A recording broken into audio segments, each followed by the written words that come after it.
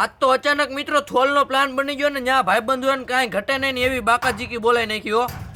તો કેમ છો મારા કલેજાઓ, જય માં ખોડલ. સ્વાગત છે તમારું ખુશાલની સાથેનો 95મો દિવસ. આગળની રાતે પ્લાન બની ગયો તો કે બધા ભાઈબંધોને ભેગા થઈને જવાનું હોય થોલ, તો પછી હું બીજે દી સવારે નીકળી ગયા થોલ જવા માટે. થોલ જતા જ વચારે એકાદો વટ લઈ લીધો ને પાર્થભાઈ જો ઉભા ઉભા ચાની બાકાજીકી બોલા. પછી હું આપણે થોડીક ચા પી લીધી અને આનો આખો બ્લોગ મિત્રો આપણે યુટ્યુબ ચેનલ ખુશાલ સાવલિયામાં આવી ગયો તો જોયા જો, જોવાનું પાછા ભૂલતા ને હો.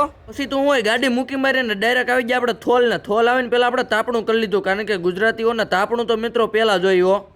બસ હવા નીકળ ગઈ. અને પછી તો દી ઉગવાની તૈયારી થઈ ગઈ હતી ને સુરત દાદા કઈ ઘટે નહીં એવા નીકળ્યા ને કઈ ઘટે નહીં ને એવો વ્યૂ આવતો હતો ને આ બાજુ જોઈ લો બધા ભાઈબંધો ફોટાની બાકાજીકી બોલાવે. સારું લોકેશન મળ્યું નથી ને ફોટા પાડ્યા નથી, બીજું હોય હું ત્યાં. અટાણ લગન મિત્રો આપણે થોલમાં બાકાજીકી બોલાવી, પાસે આપણે ગાડી કાઢીને હેલ્મેટ પહેર્યું નીકળી જાય કેળવણી ધામ જવા માટે. ને હેલ્મેટ તો પહેરવું પડે ને મિત્રો, ઘર ભેગું થાને ભાઈ. પછી ત્યાંથી ડાયરેક્ટ આવી જાય કેળવણી ધામ ને ત્યાંથી આવી જાય ભોજનાલયમાં જમવા માટે. ને અહીંયા ક્રિશભાઈ બેઠા બેઠા જોઈ લો બાકાજીકી બોલાવે. એલા પણ હા આમ ન હોય, તમને કોઈ કહેવા વાળું જ નથી હું.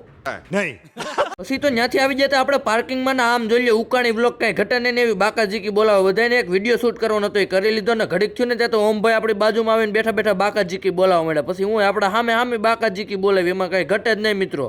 હાલો હાલો બહુ મસ્તી ન કરવાની. પછી ત્યાંથી હું રીધમભાઈ હું અભયભાઈ બધા આવી ગયા ભોજનાલયમાં જમવા માટે. આજનો દિવસે મિત્રો અહીંયા પૂરો થઈ ગયો હતો ને પછી હું બીજે દી સવારે નાહી ધોઈને બાબલા લેવા તૈયાર થઈ ગયા ને આપણે એક જગ્યાએ શૂટિંગમાં જવાનું એમ કાંઈ ઘટે નહીં એવી મોત કરવાની છે. પછી તો આવી ગઈ સાબા નલીની 135 નંબરની બસ ને આપણે પકડી લીધી 135 પછી નીકળી ગયા ત્યાંથી શૂટિંગમાં જવા માટે. ને અહીંયા મિત્રો આવીને જોયું ને તો લીપ બંધ હતી ને આપણે થઈ 9મા માળે જવાનું હતું. હાવ થાકી ગયા.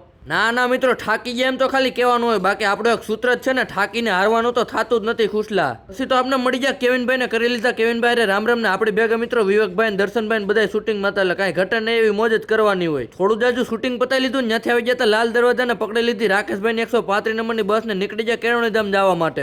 ગમે એમ કહો મારા કલ જાવ પણ આપણો અડધો પોણો ટાઈમ તો મિત્રો 135 નંબરની બસમાં આવવા જવામાં જ નીકળી જાય છે, કારણ કે લાલ દરવાજા જવાનું નાવાનું કાંઈ વાંધો નહીં. પણ મિત્રો હાઈલા કરે. પછી હું બપોર વસર આપણે 2-3 કલાક નિંદર કરી લીધી પકડી લીધી એન્ડરસનની 135 નંબરની બસ ને નીકળી જાય ઓફિસે જવા માટે.